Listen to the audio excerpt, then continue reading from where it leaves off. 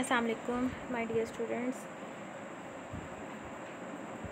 My name is Aisha Hamid. I am lecturer of computer science. Today we'll discuss the C program statements. What do you know about C program statements? Explain with example. The C program statement. A program statement is a fundamental unit of any programming language. It is an instruction for the computer to do something. The set of statements of C program are written under the main function or any user-defined function between curly brackets. Typically in C program, the library functions are called for execution in the main body of the program. For example, the printf function is used to display a message or output. हमारे पास जो भी आप print करवा रहे होते हैं, execution कर रहे होते हैं, उस सब के लिए आप सी स्टेटमेंट्स को यूज़ करते हैं, जो कि हमने पहले डिस्कस किया था कि मेन फंक्शन में हमारे पास यूज़ होंगी. Each statement of C program is terminated with semicolon. जितनी भी स्टेटमेंट हैं वो सब की सब टर्मिनेट होती हैं सेमी कॉलन से, और इसको हम स्टेटमेंट टर्मिनेटर कहते हैं. If the statement terminator is missing at the end of any statement then the follow message will be reported by C compiler. आपके पास जो मैसेज आता है फॉलोइंग मैसेज, वो आपके पास आता है स्टेटमेंट मिसिंग. स्टेटमेंट मिसिंग का आपके पास आएगा. और C language is a case sensitive language. Each statement of a C program is normally written in lower case. C language जो है वो केस सेंसिटिव है. केस सेंसिटिव मीन्स के आप को जो स्टेटमेंट है उसको लोअर केस में राइट करना है. अगर आप उसको अपर केस में राइट करेंगे तो फिर वो, क्योंकि उसमें केस सेंसिटिविटी में ये होता है कि लोअर केस और अपर केस में डिफ्रेंशिएट होता है. आपको जो स्टेटमेंट लोअर केस में राइट करनी है वो उसको जब तक आप लोअर केस में राइट नहीं करेंगे उसको अंडरस्टैंड नहीं करेगा. इसी तरह आपके पास जो यूज़र डिफाइंड फंक्शन नेम्स हैं वो हमारे पास अपर केस लेटर्स में होते हैं.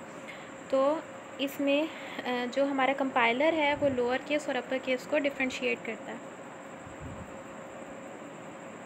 नेक्स्ट सी प्रोग्राम स्टेटमेंट्स जो भी हम सारा डिस्कस कर रहे थे, यहाँ पे आप देखें हमारे पास मेन फंक्शन में दो स्टेटमेंट्स हैं. एक आपके पास क्लियर स्क्रीन है और एक आपके पास प्रिंट एफ फंक्शन है. प्रिंट एफ फंक्शन में आप वेलकम डिस्प्ले करा रहे हैं, और क्लियर स्क्रीन को क्लियर करने के लिए है हमारे पास. और यहाँ पे आप देख सकते हैं दोनों के बाद टर्मिनेटर यूज़ हो रहा है जो कि स्टेटमेंट टर्मिनेटर है.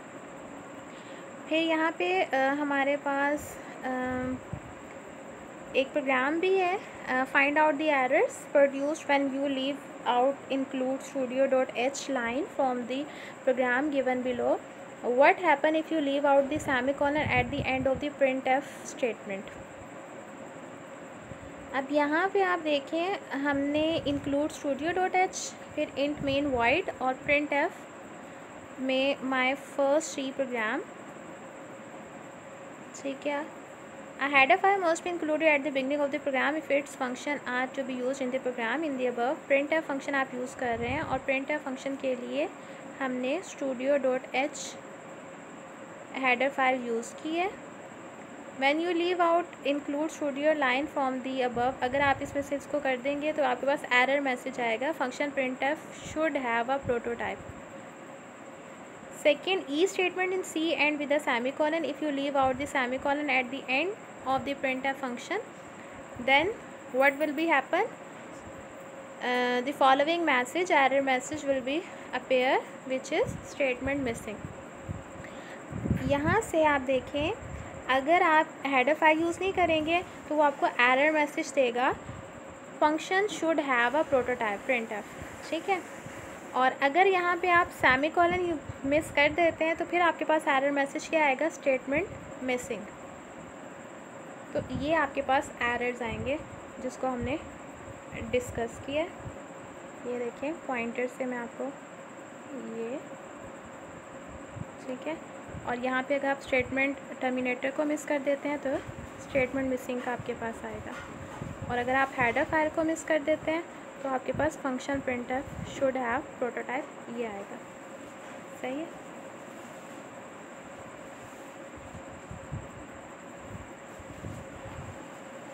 Next, compile of the C language. आपने जब कंपाइल करना होता है तो टर्बो सी एडिटर हम यूज़ करते हैं. यहाँ पे कुछ चीज़ों को हम डिस्कस करेंगे. What do you know about the compiler of C language, what is mean by IDE, what is TC editor. Okay. What is compiler of C language? Every high level programming language has its own translator program. It is used to translate the source code into machine code. C language also has its own language translator called C compiler. You must install C compiler into your computer for compiling the C program. Many C compilers are available. ये पहले हम सारा discuss कर चुके हैं कि हमारे पास translator होते हैं. हर लैंग्वेज का अपना ट्रांसलेटर है. यहाँ पे सी लैंग्वेज के लिए जो हमारे पास ट्रांसलेटर है वो हम सी कंपाइलर यूज़ करते हैं. कंपाइलर क्या करता है, उसको कंपाइल करता है, हाई लेवल लैंग्वेज को कन्वर्ट करता है मशीन कोड में, मशीन कोड को कन्वर्ट करता है हाई लेवल लैंग्वेज में. तो यहाँ पर हमारे पास जो है C++ कंपाइलर है और जो कि टर्बो सी है. अब what is IDE and TC editor.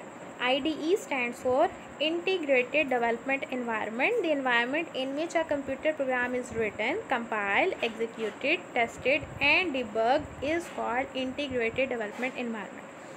आप जो है इसको कंप्यूटर प्रोग्राम को राइट करते हैं, कंपाइल करते हैं, एग्जीक्यूट करते हैं, टेस्ट करते हैं. उसके लिए हमारे पास जो इन्वायरमेंट है वो इंटीग्रेटेड डेवलपमेंट इन्वायरमेंट है.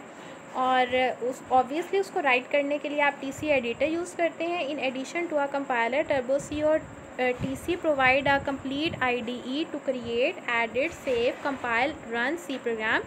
It is called the TC editor. The C compiler is linked with TC editor. आपका जो कंपाइलर है वो TC एडिटर के साथ लिंक होता है और ये लिंकेज एडिटर है. और TC एडिटर आपको बहुत सारे फीचर्स प्रोवाइड करता है जिसमें most important powerful debugging feature है. डीबगिंग को आगे हम डिस्कस करेंगे. यहाँ पे थोड़ा सा मैं आपको ओवरव्यू दे दूँ. Debugging means that it helps to detect and remove errors in the C program. ये आपको आपके जितने भी errors हैं प्रोग्राम में उसको डिटेक्ट करना, फाइंड आउट करना एंड देन रिमूव करना, इसमें आपको हेल्प आउट करता है. Turbo C editor has an executable file जो कि tc.exe है और बाय डिफ़ॉल्ट ये हमारे पास डायरेक्टरी में C ड्राइव में क्रिएट होती है. When this file is executed, the ID of turbo C editor is displayed on the screen. ये आपको एडिटर नज़र आ रहा है, ठीक है. ये आप जो है DOS प्रॉम्प्ट से और इस तरह से आप इसको ऑन कर सकते हैं. मतलब अपेयर आपके पास ऐसे हो जाएगा और फिर आप क्या करेंगे, ये मैंने आपको इंस्ट्रक्शंस दी हुई हैं, इसको आप रीड कर लें. और इस तरह से उसका इंटरफेस है आपके पास. आपने इसको इस तरह से इंस्टॉल करना है. फिर आप उसको सेटअप करेंगे, इसकी डायरेक्टरीज़. यहाँ सारा प्रोसीजर मैंने आपको दिया हुआ है, बहुत सिंपल सा प्रोसीजर है. अच्छा जी, next creating, editing and saving C program which is the most important question of today's topic. You can write, edit and save a C program in any text editor, but Turbo C provide a complete IDE for this purpose. You can easily write, edit and save C program. Firstly, you have to create C program. The process of writing a new C program by following the rules of the C language is called creating a C language. To write a new C program, load the TC editor and type the source. आपने first क्या करना है, अपने turbo C on करना है, Turbo C editor, और उसमें आपने सोर्स प्रोग्राम को सिंपली राइट कर देना है. सेकंड स्टेप क्या करेंगे, एडिटिंग C प्रोग्राम. जब आप राइट कर लेंगे तो फिर ही आप उसमें एडिट करेंगे. The process of writing, changing and revising this source code is called editing. आप उसमें जो भी चेंज करते हैं, जो भी राइट करते हैं, रिवाइज करते हैं.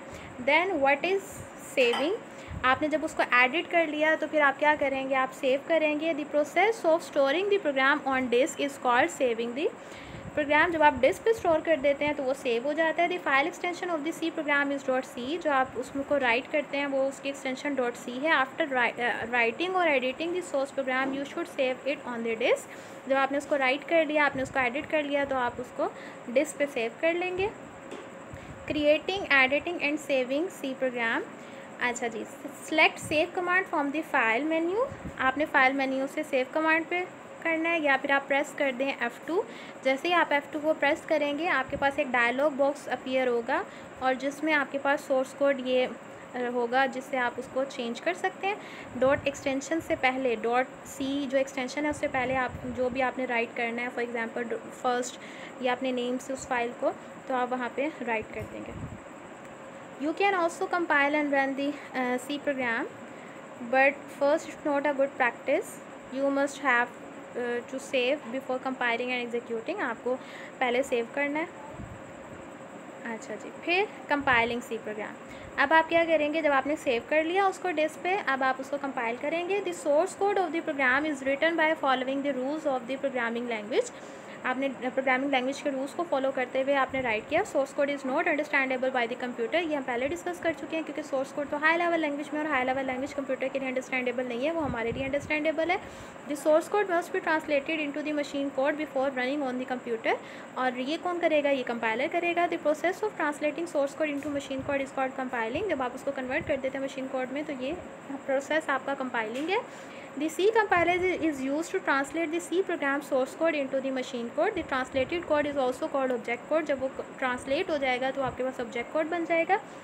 और ऑब्जेक्ट कोड की जो एक्सटेंशन है वो है .obj।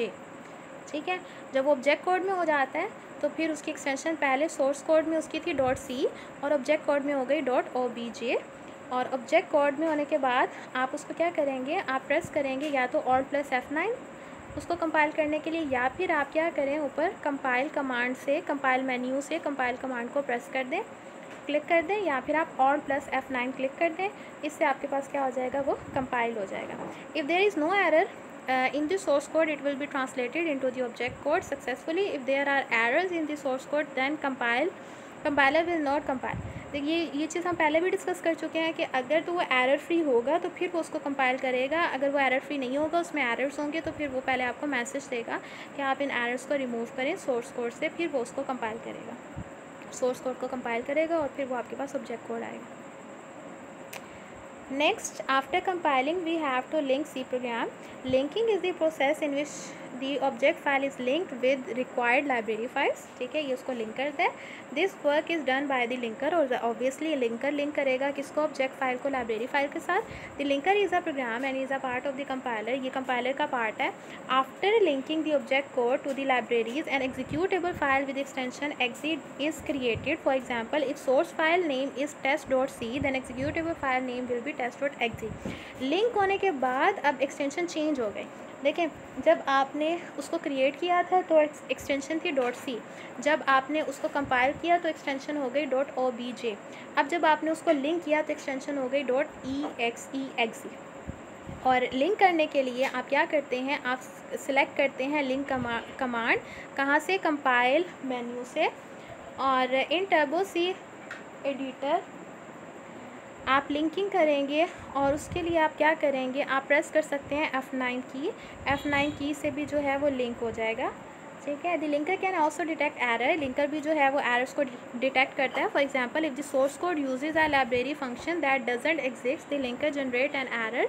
If there is any error in the source code, the linker will not create the executable file. In this case the errors are removed from the source code and source code is compiled again. The new object file is then linked to the libraries to create the executable file.